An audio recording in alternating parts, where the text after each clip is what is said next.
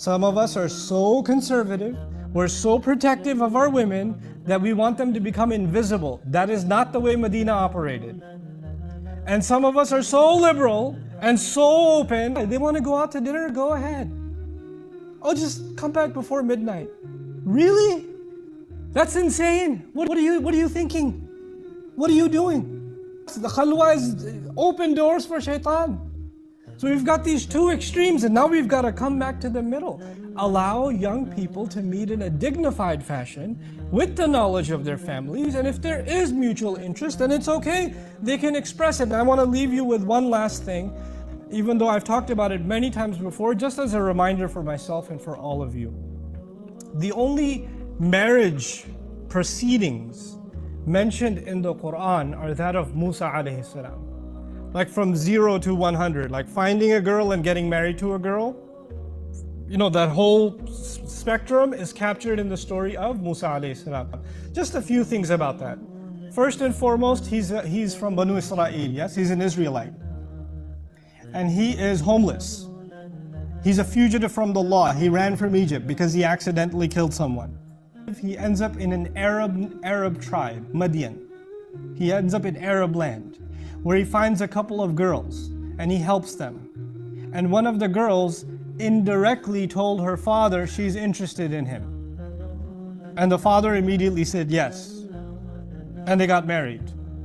So an Israeli got married to an Arab in the Qur'an. And the one from Israel was also homeless and a fugitive from the law. The only thing the father needed to see was, one, the girl's interested. That was number one. She liked him. Number two, he's strong. He's got good character, good qualities in him. He can do a job. He can make money. He can defend my family. And then he's trustworthy. He had plenty of opportunity to do the wrong thing. He did no such thing. He carried himself with dignity. When you have these three qualities, ethnicity didn't matter, financial status didn't matter, none of that mattered. None of that mattered. As a matter of fact, in this case, if nowadays when you say this, it sounds suicidal, for 10 years, between 8 and 10 years, Musa alayhi salam lived with his in-laws and worked for his father-in-law. And his paycheck came from his in-laws. Today when you say to somebody, hey, where do you work? Oh, I work for my father-in-law. And I live with them too. What a guy. This is a real man? This is a man even? He lives with his in-laws? You want to question the manhood of Musa alayhi salam? See what happens to you. Because you don't want to get punched by that man.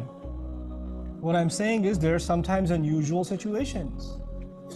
And Allah mentions them on purpose in the Qur'an because sometimes the marriage is going to be under unusual situations. Not every situation can be ideal. And in your family, if there's an unusual situation, don't sit there and cry, why couldn't we have a normal kind of situation? That's okay. Life is not about normal. Actually, when you dig deep in every family, there's no such thing as normal. Every one of us is weird. Every one of us has strange situations in their family.